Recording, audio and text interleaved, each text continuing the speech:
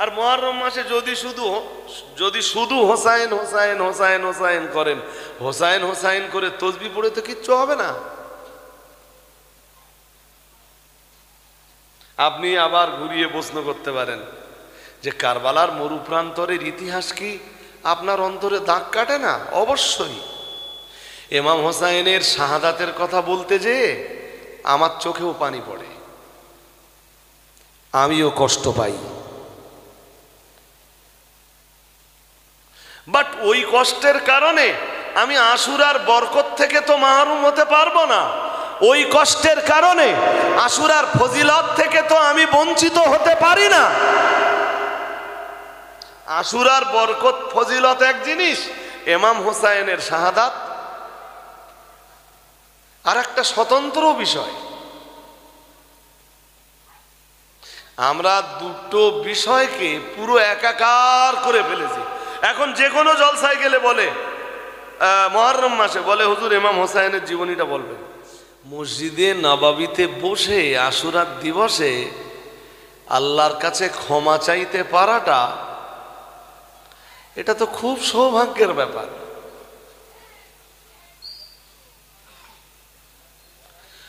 কোন উম্মত যদি প্রিয় রসুলের রওজায়ে আকদাসের কাছাকাছি যেয়ে নিজের গুনাহের স্বীকারোক্তি করে আল্লাহকে বলতে পারেন, আল্লাহ আমি গুনাহ করেছি, আমি গুনাহ করার পরে আপনার নবীর দরবারে এসেছি, যেখানে আপনার নবীর রওজায়ে আকদাস, রওজায়ে আতহার,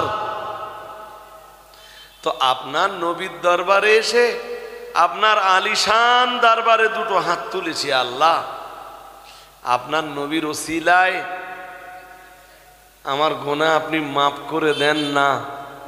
আল্লাহ কোরআনে বলেছেন লাওয়াজাদুল্লাহা তাওয়াবার রাহিমা। সুবহানাল্লাহ। আর একটু মন খুলে বলেন, দরবারে নবাবিতে এসে কেউ যদি আল্লাহর আলিশান দরবারে নিজের পাপের কথা স্বীকারোক্তি জানিয়ে আল্লাহর কাছে ক্ষমা চায়, আর নবী যদি ওই উম্মতের জন্যে, উম্মতের গুনাহ মাফির জন্যে আল্লাহর কাছে একটু সুপারিশ করেন, আল্লাহ বলেন অবশ্যই তারা আল্লাহ রাব্বুল আলামিনকে লাওয়াজাদুল্লাহা তাওয়াবার রাহিমা, অবশ্যই তারা আল্লাহ রাব্বুল আলামিনকে তওবা কবুলকারী এবং রাহাম করনে ওয়ালা হিসাবে পেয়ে যাবেন। দয়াময় হিসাবে অবশ্যই তারা পেয়ে যাবেন। অর্থাৎ তাদের তওবাও কবুল হবে, তাদের গুনাহও মাফ হবে, তাদের প্রতি আল্লাহর রহমতও নাযিল হবে। আর একটু মন খুলে বলেন, আপনি যদি মুহররম মাসের 10 তারিখে মদিনা মুনাওয়ারায় যে আপনাকে ক্ষমা চাইতে হবে, এটা আমি বলছি না। আপনি আপনার মসজিদে বসেই নামাজের পরে আল্লাহর কাছে মুহররমের 10 তারিখে একটু ক্ষমা বেশি বেশি করে চান না, তবেই তো আপনি মুহররম মাসকে মর্যাদা দিলেন, তবেই তো আপনি আশুরার ফজিলতটাকে লুফে নিলেন, তবেই তো আশুরা দিবসের বরকত আপনার নসিবে কবুল হলো। যে আল্লাহ আমার পিছনের জীবনের গুনাহগুলো আপনি আজকে ক্ষমা করে দেন। আজকের দিন পৃথিবীতে রাহমাত নুজুলের দিন, আজকের দিন পৃথিবীর মানুষের জন্য বরকত নুজুলের দিন। আল্লাহ আপনি আজকে আমাকে ক্ষমা করে দেন, মাগফিরাত নসিব করুন, আর আপনার রাহমাত আর বরকত থেকে আপনি আমার মাহরুম বানান না। আমি বলছি এখনো সময় আছে, এখনো সময় আছে মিন্স আশুরার দিন হয়তো পেরিয়ে গেছে, বাট মুহররম মাস তো এখনো শেষ হয়নি। রাসূলুল্লাহ মুহররম মাসে সবচাইতে বেশি রোজা রাখতেন। এবং রাসূল এটাও বলেছেন যে রমজানের পরে সবচাইতে মর্যাদাপূর্ণ রোজা হলো মাহে মুহররমের রোজা। সুবহানাল্লাহ। আর একটু মন খুলে বলেন। তা আপনি আশুরাটাকে কিভাবে দেখবেন? আশুরাটাকে কোন মর্যাদার চোখে দেখবেন? নবী তো একটা হাদিসে বলেছেন, হাদিসটা পড়ি এবার।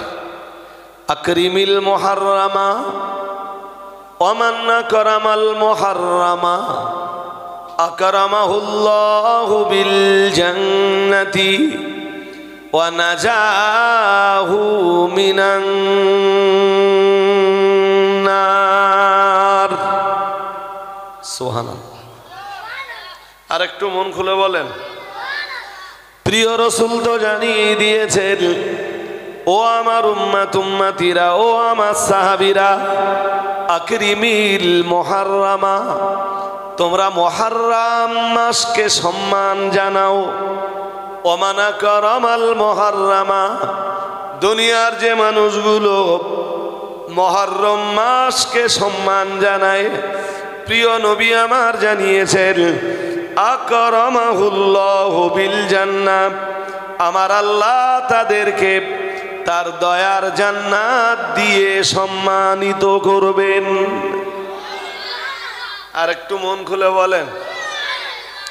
ওয়া নাজাহু মিনান নার, শুধু জান্নাত দিয়ে সম্মানিত করবেন তাই নয়, ওয়া নাজাহু মিনান নার, মুহররম মাসকে যারা সম্মান জানায়, আমার আল্লাহ পাক রব্বুল আলামিন জাহান্নামের আগুন থেকে নিষ্কৃতি দিয়ে তাদেরকে সম্মানিত করবেন। তো আপনি মুহররম মাসকে কিভাবে সম্মান করবেন? মুহররম মাসে আপনি রোজা রাখুন। কিভাবে সম্মান করবেন? মুহররম মাসে বেশি বেশি আপনি রব্বানা যালামনা আনফুসানা ওয়া ইল্লাম তাগফির লানা ওয়া তারহামনা লানাকুনান্না মিনাল খাসিরিন, এই কালেমাটা পড়ে এই কালেমাটা পড়ুন, আল্লাহর কাছে হাত তুলুন আর আল্লাহর কাছে মাগফিরাতের কামনা করুন। মুহররম মাসকে কিভাবে সম্মানিত করবেন? বেশি বেশি বেশি বেশি আল্লাহর কাছে হাত তুলে রাহমাত আর বরকত নুজুলের আবেদন করুন। আল্লাহ, আপনি মাহে মুহররমে অনেক রহমত বরকত নাজেল করেছেন। আল্লাহ, আপনি আমাকে মাহে মুহররমের রাহমাত আর বরকত থেকে মাহরুম করেন না। আমি বলছি, আজও আল্লাহর রহমতের দরজা খোলা, আজও আল্লাহ বরকতের দরজা খুলে রেখেছেন, আজও আল্লাহ মাগফিরাত আর ক্ষমার দরজা খুলে রেখেছেন। যে কোনো বান্দা রাহমাত, বরকত, মাগফিরাত ইত্যাদি হাসিল করে নিতে পারেন। বাট আপনি যদি ভাবেন যে আশুরা মানে ইমাম হোসাইনের রাদিয়াল্লাহু তাআলা আনহুর কালবালা মরুপ্রান্তরের শাহাদাত, তাহলে আপনার সিদ্ধান্তটা বড্ড রং হয়ে গেল।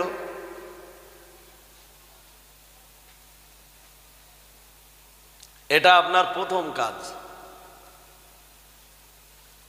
প্রসঙ্গক্রমে আর একটু বলে ফেলি, রাসূলুল্লাহ যখন মদিনা মুনাওয়ারায় গেলেন, মদিনা মুনাওয়ারায় যে দেখলেন যে মদিনা মুনাওয়ারায় তখন তো ইহুদিদের বাস, মদিনার চতুর্দিকে ইহুদিদের বাস, বনু কোরাইজা, বনু নাজিদ, বনু কাইনুকা, ইহুদিদের বিভিন্ন গোষ্ঠী, চতুর্দিকে মদিনা ইহুদিদের বাস। আর এটাও জানেন যে ইহুদি খুব খতরনাক জাতি।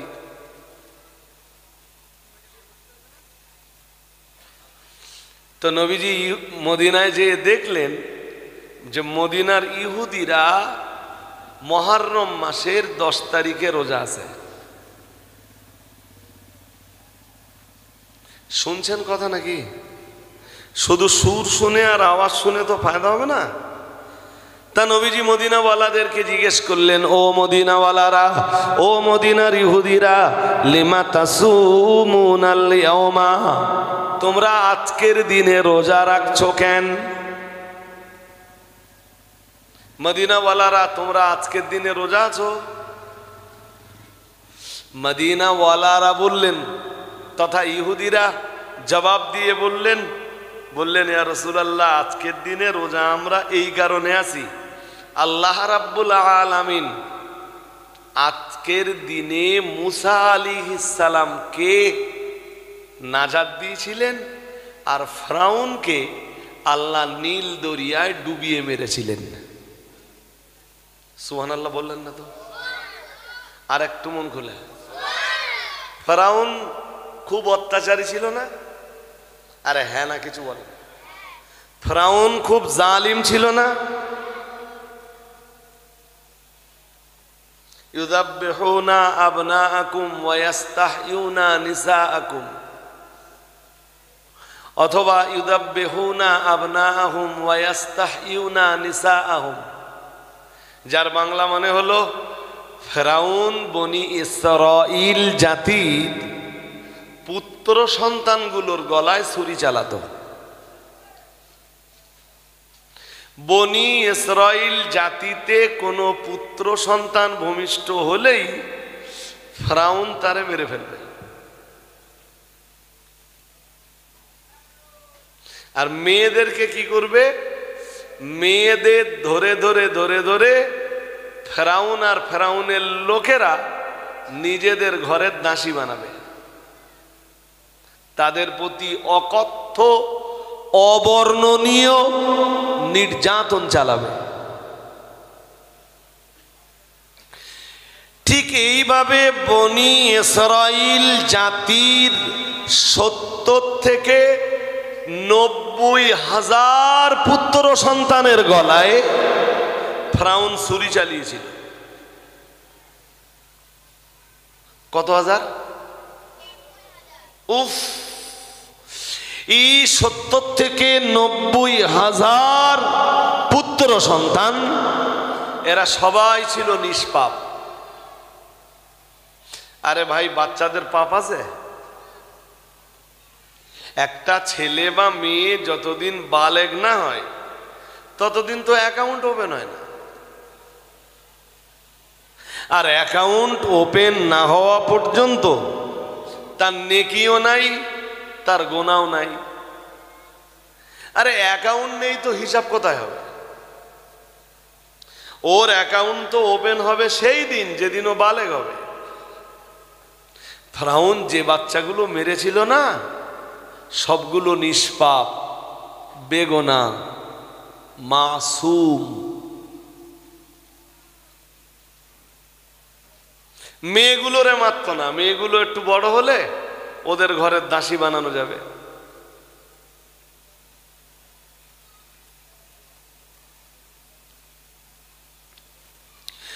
ফিরআউনের এই অত্যাচার থেকে যেদিন মুসা আলাইহিস সালামকে আল্লাহ নাজাত দিয়েছিলেন, নদীর পানিতে চুবিয়ে চুবিয়ে যেদিন আল্লাহ ফিরআউনকে মেরেছিলেন, সেই দিনটা ছিল 10ই মুহররম, শুক্রবার। আর একটু মন খুলে বলবেন না?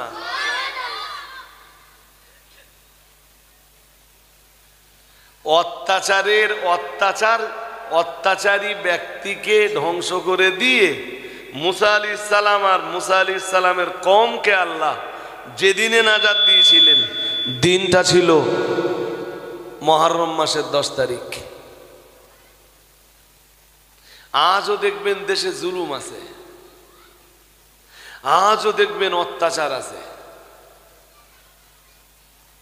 সমাজের প্রভাবশালীরা সমাজের দুর্বলদের উপরে অত্যাচার করে।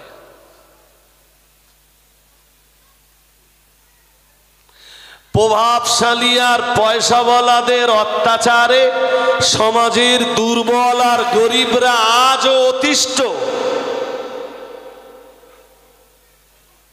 আছে না নেই? আরে হ্যাঁ না কিছু বলছেন না কেন? হ্যাঁ, পাড়ার মাতব্বরের ছেলেটা প্রতিদিন একই পাড়ার একজন দুর্বল দরিদ্র ব্যক্তির মেয়েকে স্কুলে যাওয়ার পথে রাস্তা আটকায়। এরকম ঘটনা তো এভেলেবেল। পাড়ার ভ্যানওয়ালা গরিব মানুষটা, ওই মেয়েটার বাবা অনেক দাঁড়ে দাঁড়ে ঘুরে বেরিয়েছে, গ্রামের মেম্বারকে বলেছে কিছু হয়নি, পঞ্চায়েতের প্রধানকে বলেছে কিছু হয়নি, মাটিয়া থানার ওসিকে বলেছে। মাটিয়া থানার ওসি বলেছে আপনি কেস করলে একটা কেস হবে না, বাট ওরা তো ধনী লোক আর আপনি গরিব মানুষ, কেস কতক্ষণ চালাবেন? হয়ে গেল। গরিব মানুষের জমি জায়গা কেড়ে নেওয়া, এটা তো আজকের সময়ে একদম এভেলেবেল। আজও তো দেশে জুলুম আছে, আজও তো দেশে অত্যাচার আছে, আজও তো দেশে অবিচার আছে। আপনি মুহররম মাস পড়লে আল্লাহরে ডেকে বলুন না, আল্লাহ ফেরাউনের মতো এত বড় জালিমকে যদি আপনি ধ্বংস করে দিতে পারেন এই মুহররম মাসের 10 তারিখে, আল্লাহ আমার প্রতি যারা জুলুম করছে ফেরাউনের তুলনায় এরা তো ক্ষুদ্র ক্ষুদ্র জালেম, এদেরকে ধ্বংস করতে তো এদেরকে ধ্বংস করে দেওয়াটা আপনার কাছে তো কোনো ঘটনাই না। আপনি এদেরকে হালাক করে দিয়ে আল্লাহ এদের অত্যাচার থেকে আমাকে একটু বাঁচান না, এদের জুলুম থেকে আপনি আমাকে একটু বাঁচান না। তবে তো মুহররম মাস পেয়ে প্রমাণিত হবে যে মুহররম মাসটা আপনি কাজে লাগিয়েছেন। আর মুহররম মাসে যদি শুধু হোসাইন হোসাইন হোসাইন হোসাইন করেন, হোসাইন হোসাইন করে তসবিহ পড়ে তো কিচ্ছু হবে না। আপনি আবার ঘুরিয়ে প্রশ্ন করতে পারেন যে কারবালার মরুপ্রান্তরের ইতিহাস কি আপনার অন্তরে দাগ কাটে না? অবশ্যই। ইমাম হোসাইনের শাহাদাতের কথা বলতে যেয়ে আমার চোখেও পানি পড়ে, আমিও কষ্ট পাই। বাট ওই কষ্টের কারণে আমি আশুরার বরকত থেকে তো মাহরুম হতে পারবো না, ওই কষ্টের কারণে আশুরার ফজিলত থেকে তো আমি বঞ্চিত হতে পারি না। আশুরার বরকত ফজিলত এক জিনিস, ইমাম হোসাইনের শাহাদাত আর একটা স্বতন্ত্র বিষয়। আমরা দুটো বিষয়কে পুরো একাকার করে ফেলেছি। এখন যে কোনো জলসায় গেলে বলে মুহররম মাসে বলে হুজুর ইমাম হোসাইনের জীবনীটা বলবেন।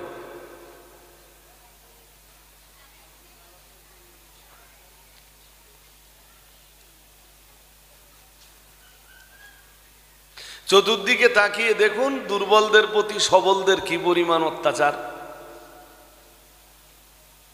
আচ্ছা, আমরা কি এমন অন্যায় করেছিলাম যে অন্যায়ের কারণে এক বৃহৎ গোষ্ঠীর কাছে আমাদের বয়কট হতে হয়েছিল? সেদিন এটাও তো ছিল এক প্রকারের জুলুম।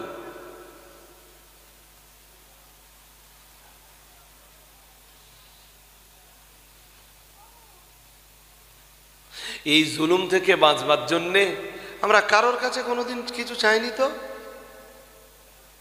কাউকে বলিনি যে তোমরা এই অত্যাচার থেকে এই জুলুম থেকে আমাদের বাঁচাও। যা কিছু বলবার মাওলা মালিক রব্বুল আলামিন আল্লাহকেই বলেছিলাম। সেদিন তো আমাদের ছিল একদম কোণঠাসা হয়ে যাবার অবস্থা। সমাজের মাটিতে সেদিন তো আমাদের মাথা উঁচু করে দাঁড়ানোর মতো কোনো কন্ডিশন ছিল না। এরপরেও আবেদন বলি, প্রে বলি, প্রার্থনা বলি, যা কিছু সব আল্লাহর কাছে করেছিলাম, আল্লাহ মাথা উঁচু করে দাঁড়ানোর মতো জায়গাটা করে দিয়েছেন। আলহামদুলিল্লাহ বলবেন না? সবাই একটু উঁচু আওয়াজে বলেন না। আজ বাংলার মাটিতে শুধু আলেম হিসাবে আল্লাহ যেটুকু সম্মান দিয়েছেন, আল্লাহর প্রশংসা করে, অন্তত আমার মতো ছেলে মানুষটা আল্লাহর প্রশংসা করে কোনোদিন শেষ করতে আমি তো পারবো না। আমাকে মানুষ যেটুকু সম্মান করে, আমি আমার নিজের থেকে আজকে খোলা মনে মাটিয়া গ্রামের মানুষদের কাছে বলে যাচ্ছি, এতটা সম্মান আমার প্রাপ্য ছিল না, এতটা সম্মানের যোগ্য ব্যক্তি আমি নই। একটা শ্রেণীর বিরাট অংশের হুজুর হজরতদের কাছে কোণঠাসা হওয়ার পরেও আল্লাহ যে সম্মানটা দিয়েছেন, আমি দায়িত্ব নিয়ে বলছি, আমি এই সম্মানের উপযুক্ত ছিলাম না। আমার যোগ্যতা চাইতে আল্লাহ অনেক বেশি সম্মান দিয়েছেন। আল্লাহ কোরআনে বলেছেন, তুইজ্জু মান তাশা ওয়া তুদিল্লু মান তাশা। হাজিরিনে মজলিস, আপনাকে কি বলছি, আপনার জন্য শিক্ষণীয় বিষয় হিসাবে আমি এইটা শুধু বার করে দিতে চাইছি যে আশুরার দিন বা মাহে মুহররম পড়লে আপনি একটু আল্লাহরে বলুন না, আল্লাহ আমার প্রতিবেশী আমার উপরে জুলুম করছে, আমার প্রতিবেশীর জুলুম থেকে আপনি আমাকে বাঁচান। আপনি যদি ফিরাউনের জুলুম থেকে মুসা নবীকে বাঁচাতে পারেন, আমি বিশ্বাস করি আমার প্রতিবেশীর জুলুম থেকে আপনি আমাকে বাঁচাতে পারেন। আমি বলছি, আপনি শুধু চোখের পানি ফেলুন, মুহররম মাস আশুরার দিনে আল্লাহ শাহী দরবারে আপনার চোখের পানিটা না বিফলে যাবে না।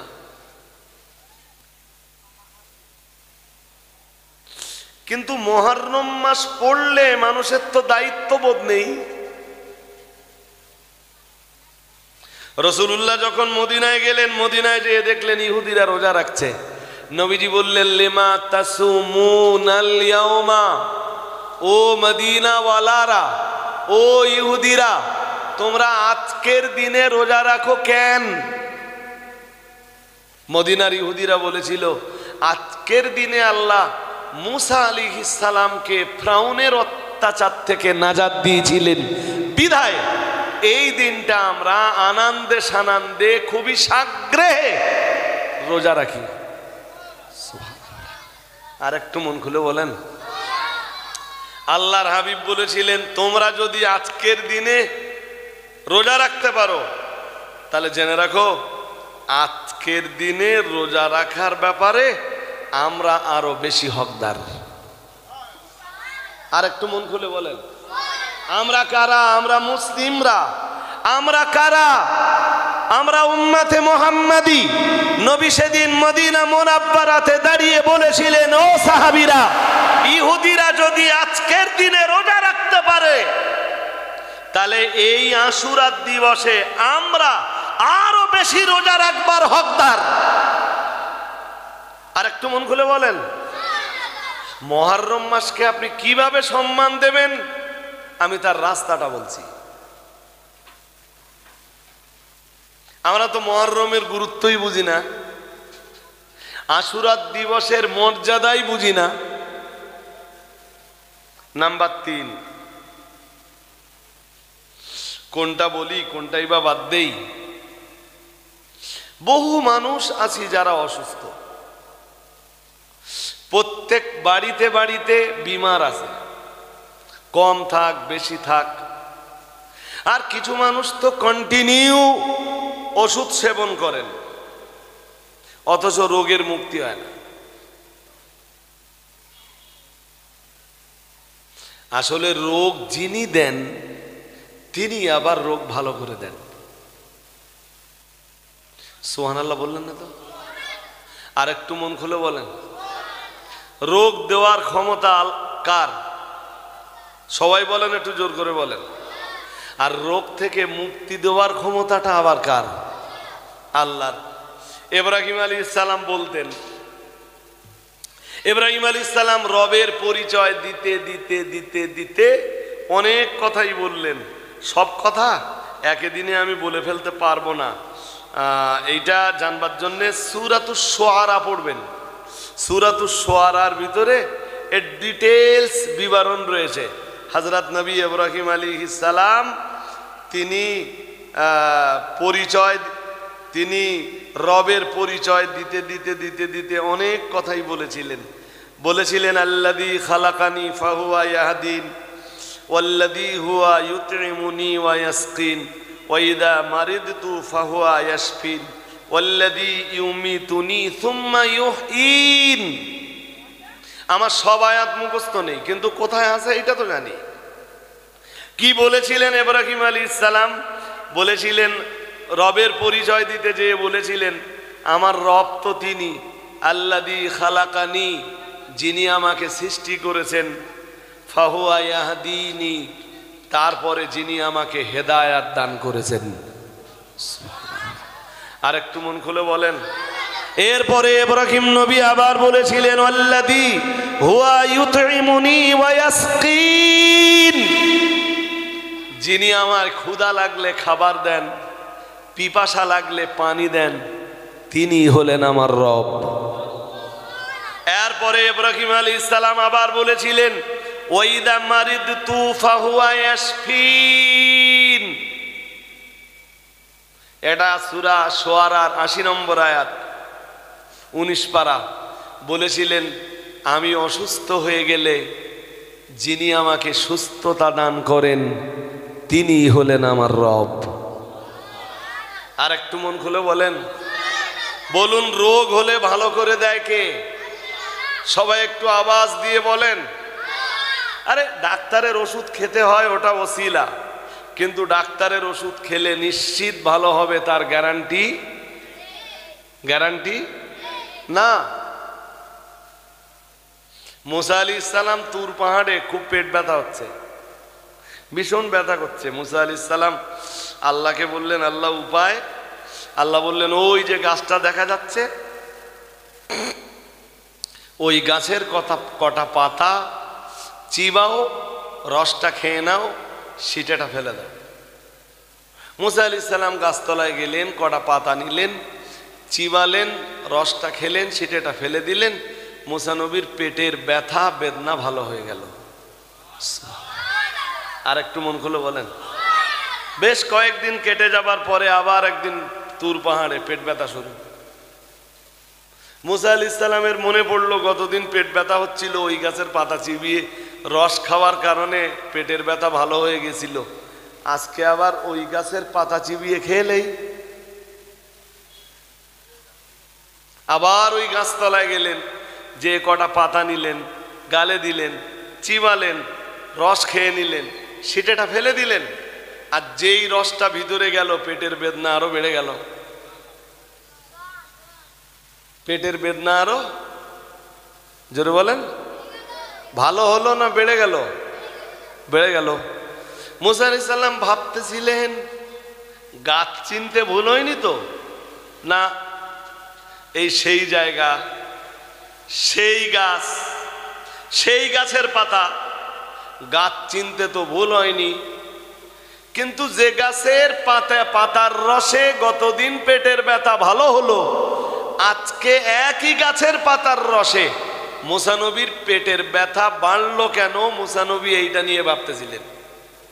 আল্লাহরে ডাকলেন, ডাক দিয়ে বললেন আল্লাহ, গতদিন যে গাছের পাতা খেয়েছিলুম, আজকে তো সেই গাছের পাতার রস খেলুম, আজকে কেন পেটের ব্যথা বেড়ে গেল, আর সেদিন কেমনে ভালো হয়?